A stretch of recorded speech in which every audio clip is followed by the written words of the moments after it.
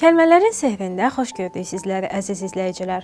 Bugün sizinlə insan münasibətlərinin ən incə, ən dəyərli duyğularından birini ifadə edən bir sözün, vəfa kəlməsinin məna qatlarına nəzər salacağıq. Azərbaycan dilinin izahlı lüğətinə görə vəfa ərəb mənşəli sözdür və bir neçə mənaçaları daşıyır.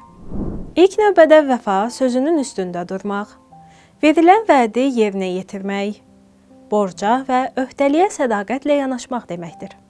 Bu mənada vəfa, səbat, etibar və möhkəmlik kimi anlayışlarla yanaşı işlənir.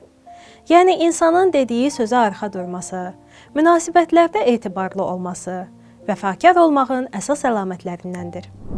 Sözün ikinci mühüm mənası isə məhəbbətdə sədaqətdir. Klassik ədəbiyyatımızda vəfa anlayışı sevgi ilə yanaşı xatırlanır.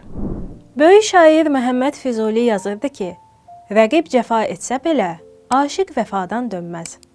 Bu nümunə göstərir ki, vəfa həm də mənəvi möhkəmliyin rəmzidir. Dilimizdə vəfa eyni zamanda şəxs adı kimi də işlənir.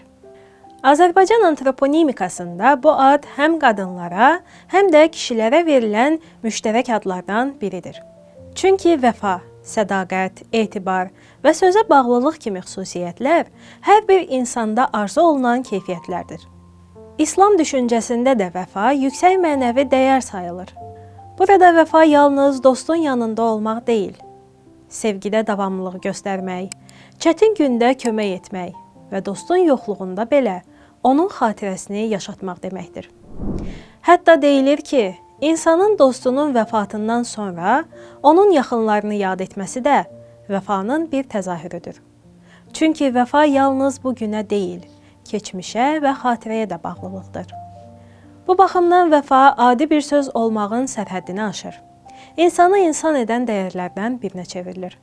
Dostluqda, sevgidə, ailədə və ümumiyyətlə bütün münasibətlərdə etibarı qoruyan mənəvi bir körpü olur vəfa. Bəlkə də buna görə xalq arasında belə deyilir. Dost qara gündə tanınar. Çünki vəfa ən çox çətin anlarda özünü göstərir.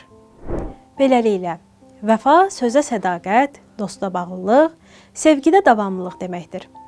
İnsanlar arasındakı münasibətləri möhkəmləndirən, zamanın sınağından keçirən ən dəyərli mənəvi keyfiyyətlərdən biridir.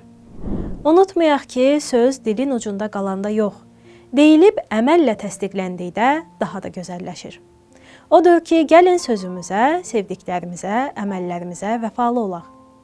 Kəlmələrin sehrində növbəti görüşlərədək.